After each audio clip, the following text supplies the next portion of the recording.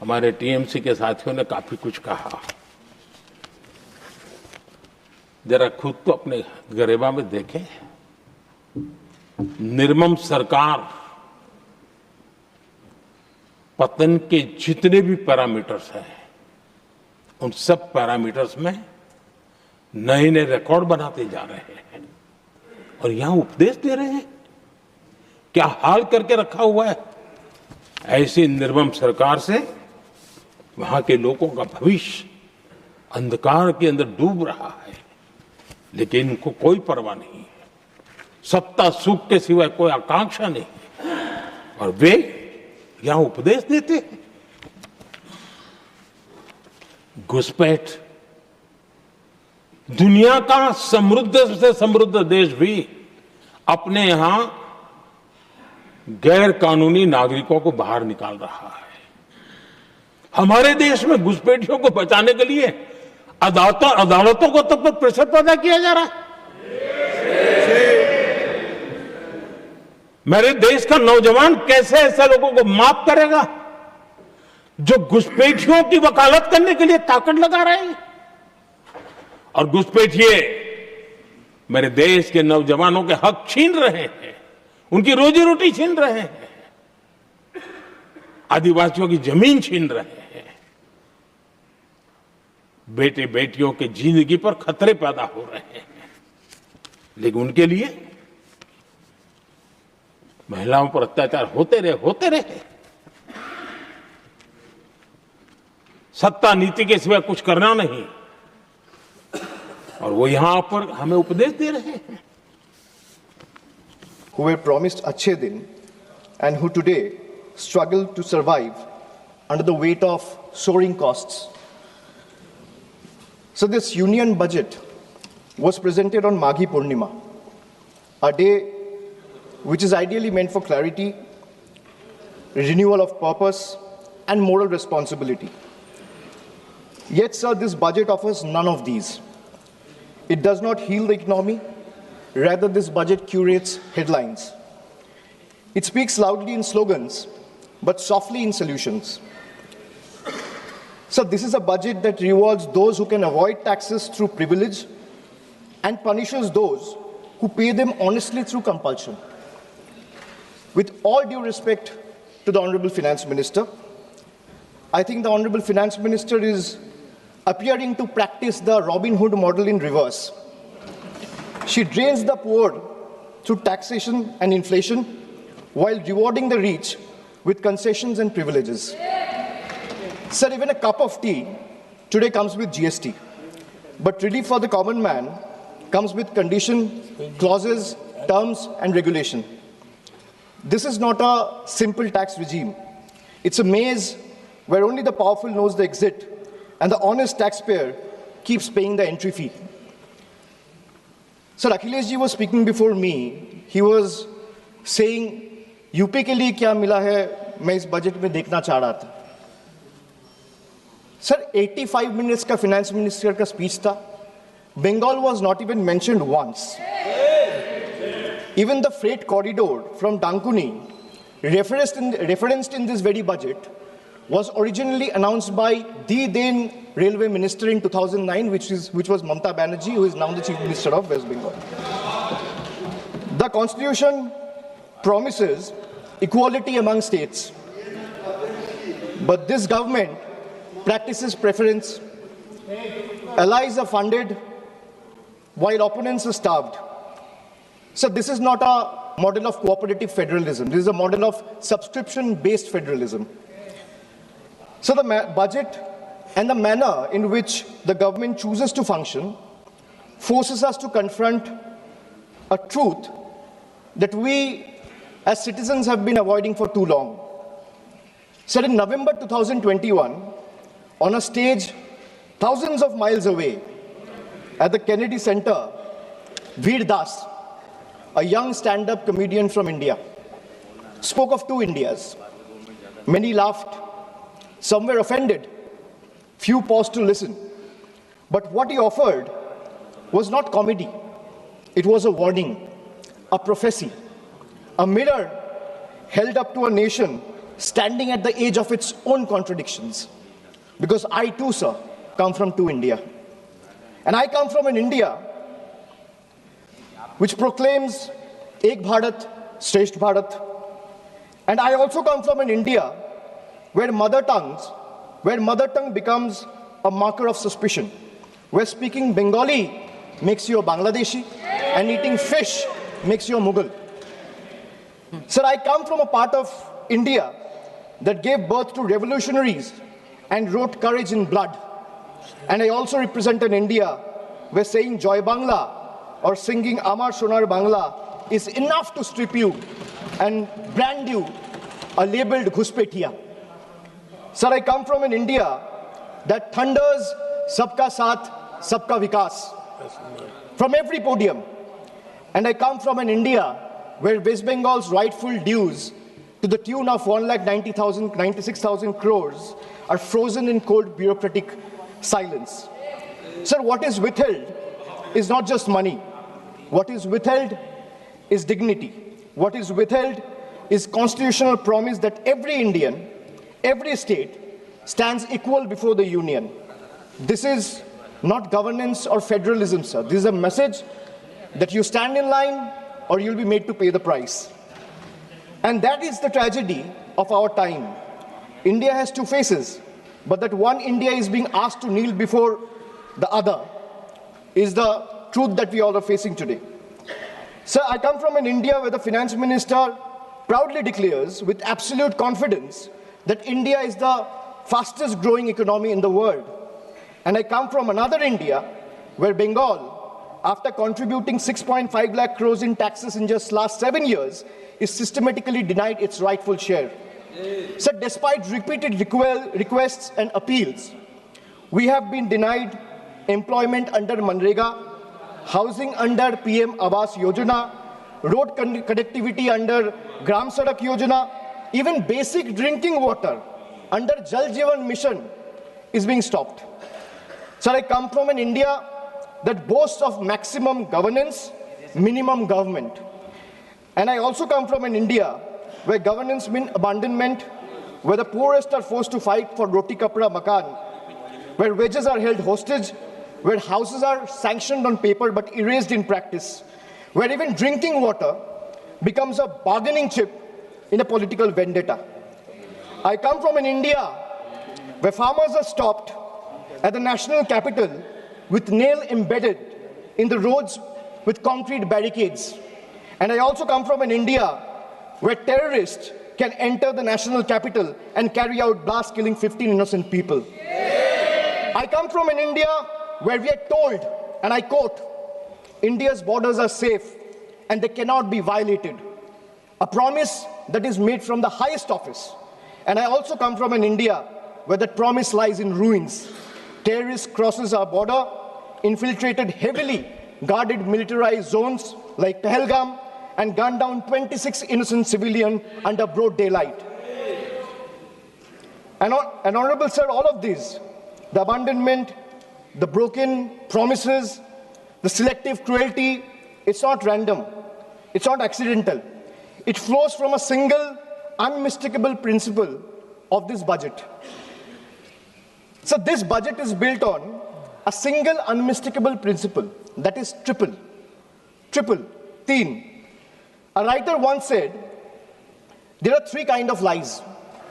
Lies, damned lies, and statistics. Modern India lives with three certainties: pressure that mounts, taxes that multiply, and trust that is betrayed. So today, India lives under triple pressure, triple taxation, and triple betrayal, triple. So let me place before this August House my 10 principles of triple.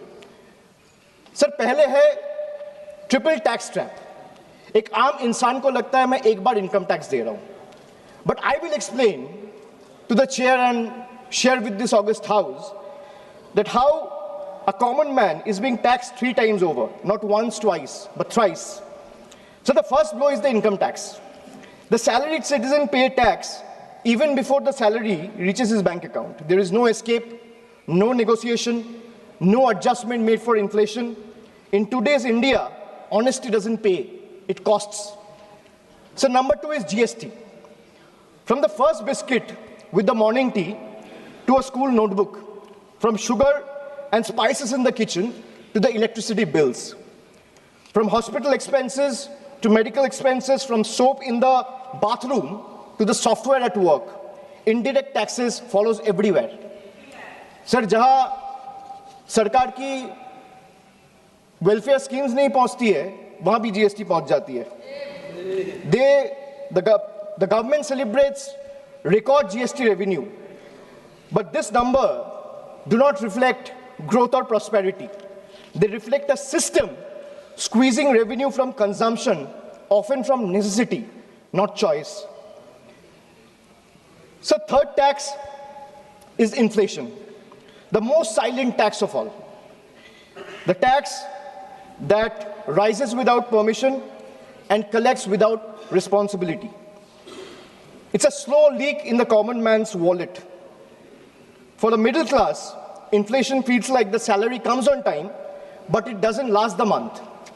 The same grocery list costs more, the same school fees feel heavier, and the same electricity bill shocks more than even before. Nothing extra is being bought, yet money disappears faster. It quietly eats into savings meant for children's education, family travel, medical emergency, or old age. Sir, I come from an India that proudly calls itself a Vishwa Guru. And I also come from an India that is teaching the world how to extract triple tax out of a single citizen. So my triple number 2, triple pain of proving your existence. So let us be honest. Voting today is no longer considered enough. Having one's name on the electoral rolls for decades is no longer enough. Even service to the nation is no longer enough.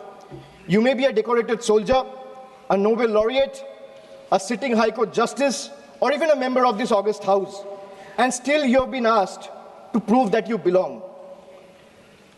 This strikes the heart of Article 326 of the Constitution, which guarantees adult citizens the right to vote.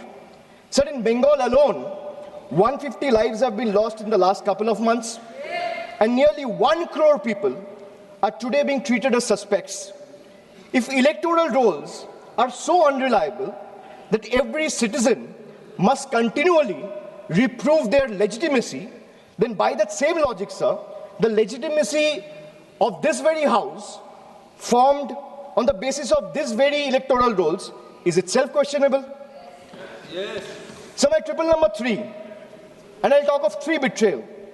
First betrayal is where the global crude oil prices crash. Indian citizen sees no benefit. Instead, the common man is generally offered ethanol mixed petrol at a premium, paying extra for a policy experiment he neither demanded nor benefits from. My second betrayal, the government boasts of bullet trains, which Akhilesh ji has also mentioned. While fancy trains make the headlines, only 4% of the network is safeguarded with Kavach, leaving ordinary travelers exposed to risk. Third betrayal. So the ordinary Indian doesn't ask for any miracle.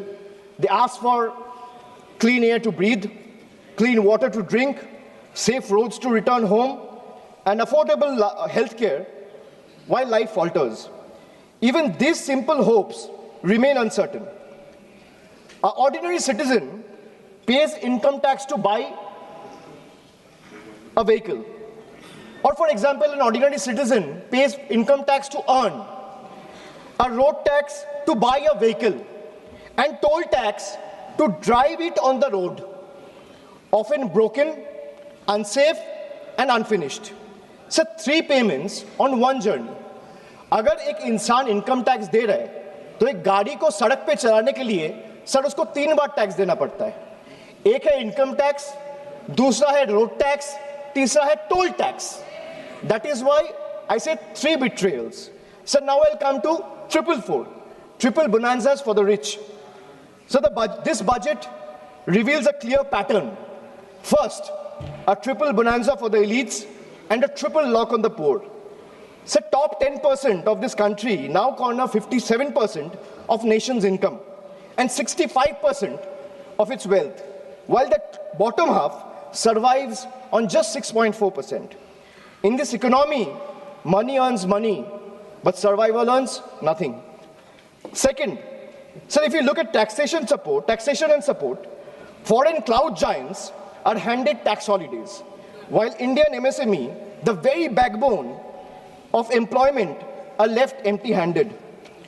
Sir, relief exists on paper, but in actual distress exists on the ground. Third, corporate India gets red carpet, easier property rules, wider equity access for NRIs and massive infrastructure promises. But the result of these government policies is not competition, it is concentration. Oligopolies flourish, entry barriers rise, and ordinary entrepreneurs are kept outside the gate, watching cronies grow richer with the union's support. Sir, I come from an India where wealth is applauded as a virtue. And I also come from an India where survival itself is treated as ambition. I come from an India where policy quietly opens the gates for the powerful. And I also come from an India that stand outside those gates with hands folded, backs bent, hearts heavy, and eyes raised, hoping that one day these gates will open for them too. Now my 555, farmers. So the budget completes a cycle of betrayal. Every day, nearly 30 farmers dies by suicide. Not because they failed, but because policy failed them. 5 years after the historic farmers' movement, which saw 700 lives lost, the union government has still refused to legalize MSP. Promises were made at protest sites, assurances were echoed in parliament, but delivery never followed. And now, adding salt to the injury, the government has now announced a trade deal with the United States that will open Indian markets to heavily subsidized American farm produce. The deal may benefit American farmers, but it will depress prices, destroy competitiveness, and further marginalize Indian farmers who struggle without MSP protection. So this is not a trade policy. This is an abandonment of our Annadata. Sir, I have a tweet right in front of me, which I want to show or place before you. Sir, Secretary Brooke Rollins, who is the Agricultural Secretary of the United States, she said, and this is 5 days back, on the day when the trade deal was announced, she's clearly saying, new US-India deal will export more American farm products to India's massive market. In 2024, America's agricultural trade deficit with India was 1.3 billion. India's growing population is an important market for American agricultural products, and today's deal will go a long way to reduce that deficit. So this is not my tweet. She clearly says, thank you, President of the United States, for once again delivering for our American farmers. If the government doesn't agree with a tweet, so where is the disapproval letter, or where is the communication that the government has sent in protest to the tweet that has been sent out 5 days back? Sir, America का agriculture secretary कह रहा है इस deal से America का किसानों का फायदा है, इसीलिए हम अमेरिका का सभापति का धन्यवाद करता है. And the Indian government or the union has not written a line in protest of what the agriculture secretary has tweeted. So now I come to youth. So the much publicized PM internship scheme was allocated over 10,800 crores. Less than 5% of the amount has been utilized. Similarly, the PM Young Achiever Scholarship, which was meant to uplift the talented students from marginalized backgrounds, saw 31% of its fund go unused in financial year 25-26. Sir, if I speak of women, more than 86 women are raped every day in this country. A number that reflects systematic collapse, not isolated crime. Sir, Bengal exercised its constitutional authority and passed the Aparajita Bill, a stringent anti-rape law providing the strongest deterrence against crime against women. So the bill was duly sent to the Union through the governor about 18 to 19 months ago. For a year and a half, it has remained pending without any decision. So when a democratically passed law maintained to strengthen protection is left in a limbo, it expresses a lack of intent. This reminds me that I come from an India that promises to double farmers' income. And I come from an India where 1,11,174 farmers and agricultural laborers, brothers and sisters, have been forced to commit suicide. I come from an India which launched Beti Bachao, Beti Padhao. And I come from another India where every 16 minutes a rape or a crime against women is being reported. So now I come to 3 cracks in the Constitution. Number 1, so hatred has now been normalized. It has moved from margin to the mainstream. So if I talk about cases registered for promoting enmity between religious and social groups, the number of cases has doubled between 2021 and 2023. And this rise didn't happen in silence. It happened alongside political speeches, public rallies, and calculated dog whistles. When hate goes unpunished, it spreads. When it spreads, minorities pay the price. Second, hate is no longer whispered. It has become a broadcast. So our country has documented more than 1,300 hate speeches in a single year. When such volume of hate fills public space, the government refuses to act decisively, swiftly, then the message is clear, sir. Intimidation is tolerated and silence is the union's policy. Third, so the education empowerment scheme under the Ministry of Minority Affairs has just used 8% of its total funds, while the 35% of the ministry's allocation, 27% under tribal affairs, and 28% under scheduled tribes remain unutilized. So even schemes like a scholarship like Maulana Azad National Fellowship, Pre-Metric Scholarship, and Paro Pradesh have been hollowed out. So now I come to 777, which is the triple power grab. Over the last decade, the government has treated institutions as the government's own personal property. So the parliament is silenced, debates are curtailed, scrutiny is abundant, and even the deputy speaker's post is kept vacant because dissent is inconvenient. So investigating agencies no longer investigate, they intimidate, chasing the opposition with raids and arrests. While convictions become negligible, as independent institutions weakened, public institutions are put on the auction block. Air India, BPCL, the shipping corporation, built by generation with public money, are being sold like distressed assets, hastily, without any sort of accountability. So this is described as reform, but it is actually a managed handover.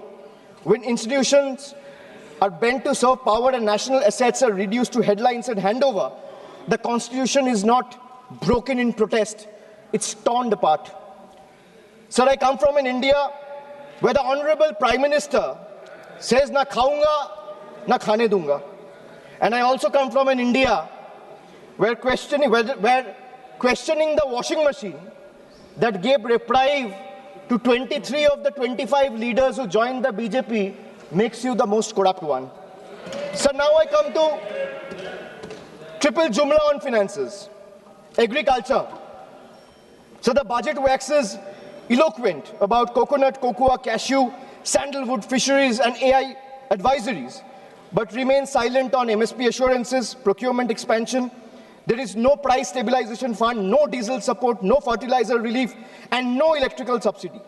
This is diversification without security, and it leaves the majority of Indian farmers trapped in distress. Sir, even the PM Kisan scheme has been stuck at 6,000 rupees since December 2018, despite soaring input costs and record diesel prices. Sir, in actual, if we see, real terms, farmers are earning less each year. A rupee in 2018 is not a rupee in 2026. Sir, if I speak of healthcare, the government spends less than 0.26% of the GDP. And they might have questions on my source of information. If the need be, I will place all the sources before the table by 8 p.m. tonight. The government spends 0.26% of GDP on public health even today. The national health policy promised 2.5% of GDP. What we get instead is postponement, excuses, and under-allocation.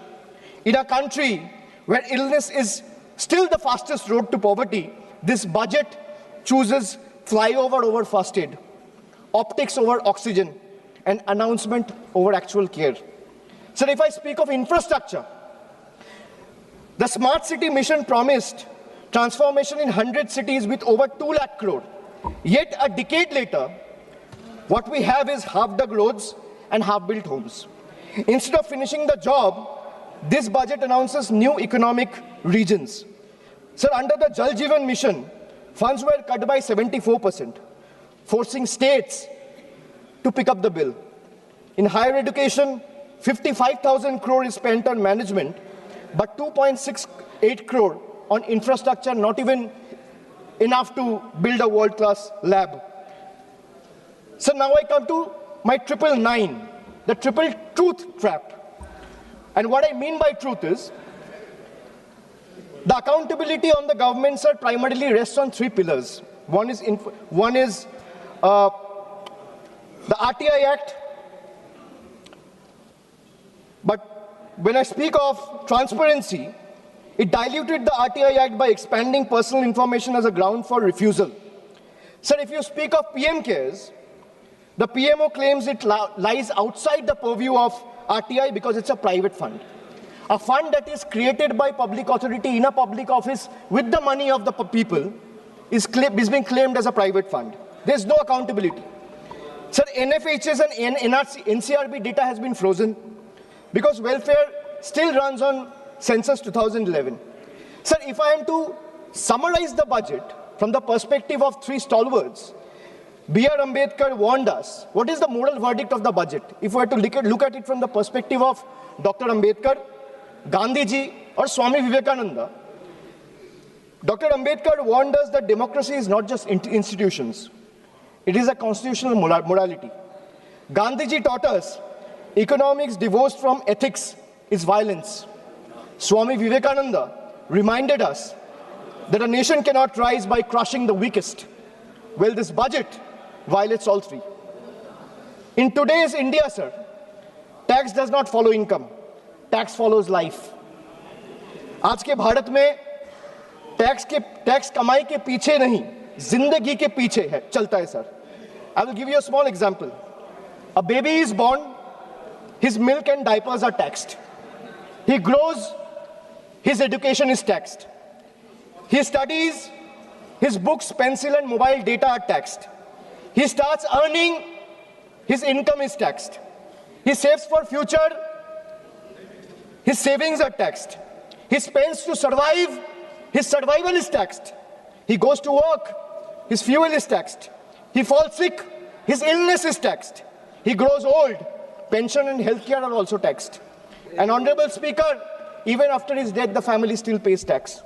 बच्चा पैदा होता है, दूध और diaper पर tax, पढ़ाई शुरू होती है, शिक्षा पर टैक्स, किताबें, notebook, pen, pencil, mobile data, सब पर टैक्स, कमाई शुरू होता है, इनकम पर टैक्स, सर बचत करता है, बचत के ऊपर टैक्स, जीने के लिए खर्च करता है, खर्च पे टैक्स, काम पर जाता है, पेट्रोल डीजल पर टैक्स, बीमार पड़ता है, इलाज और दवाई पर टैक्स, बुढ़ापा आता है, पेंशन और इलाज पे टैक्स, और मौत के बाद भी सर शोक सभा में अगरबत्ती जलाने के लिए भी परिवार को टैक्स देना पड़ता है. This summarizes the budget. Sir, I am addressing the chair. I'm sure the finance minister will have a reply ready. when she is given the opportunity to speak, she can quote me, and if I am misleading the House, she can take my name and then place her arguments. Sir, from a baby's first milk to a citizen's final farewell, this government taxes life at every step. जन्म से लेके अंतिम संस्कार तक हर कदम पर tax. ये reform नहीं sir, ये लाइफ टाइम टैक्स ट्रैप है. Sir, now I come to 10-10, मेरा लास्ट ट्रिपल. मैंने 9 ट्रिपल का बात किया, अब 10वां कर रहा हूं. Sir, I will and with 3 dates, 3 moments of history: 2016, 2021, and 2024. 3 elections, 3 verdicts, 3 decisive defeats for the BJP in West Bengal. Yes. And after this triple defeat, a 4th one is no longer a warning. It is approaching. Sir, मैं ज़्यादा घुमाऊंगा नहीं. Let me come straight. Sir, the government want to punish Bengal. Let them proceed. We won't bow. You want to freeze our funds? We will persist. मैं क्यों कह रहा हूँ persist? क्योंकि पीएम आवास से लेके, सड़क से लेके, मनरेगा से लेके सारे पैसे बंगाल के पिछले 5 साल से ये सरकार ने रोक के रखा है. प्रधानमंत्री ने आत्मनिर्भर भारत की बात किया है, हम स्वनिर्भर बंगाल क्या होता है काम करके दिखाया है. So you want to punish Bengal? Proceed, we won't bow. You want to freeze our funds? We will persist. You want to profile and persecute our youth? We will protect them. You want to starve our schemes? We will sustain our people. Bengal's spine was not ever bent by surrender, nor softened by sermons of hate. It is forged in struggle, tempered in sacrifice, and is not for sale. Go ahead, send your audits. We will answer them. Unleash your agencies. We will confront them. Delay our clearances. We will chronicle every day stolen, every stolen day. But remember this: files can be frozen, funds can be stalled, voices can be suppressed, but memories can't be erased. Yes. And when the people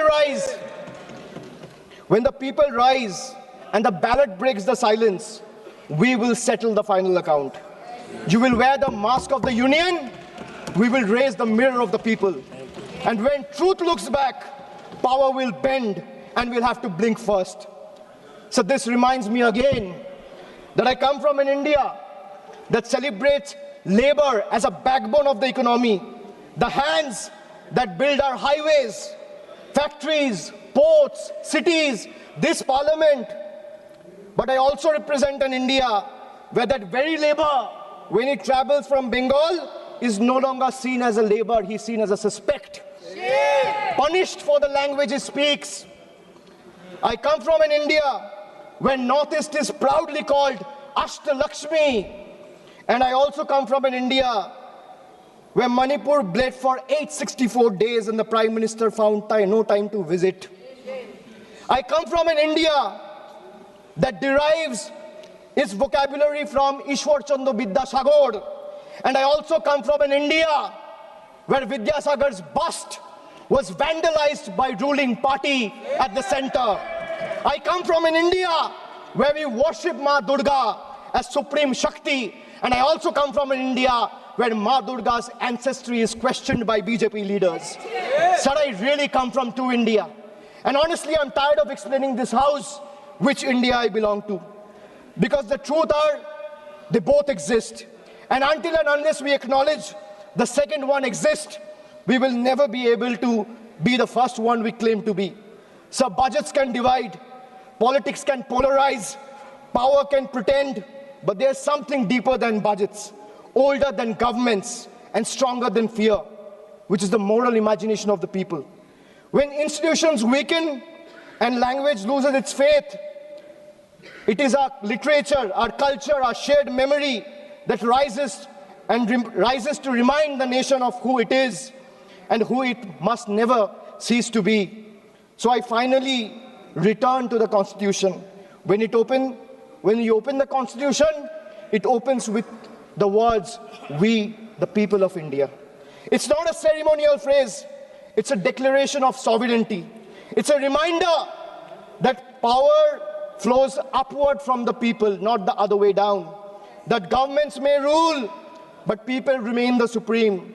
That sentence is not meant to be recited, it is meant to be lived. And as long as people remember it, no fear can last, no injustice can endure, and no republic can ever truly be taken away. And thus today, I do not end with slogans. I end with conscience, and I end with voice of Bengal.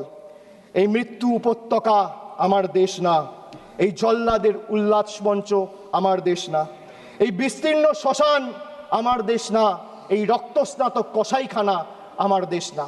আমি আমার দেশকে ফিরে কেড়ে নেব। জয় হিন্দ, জয় বাংলা।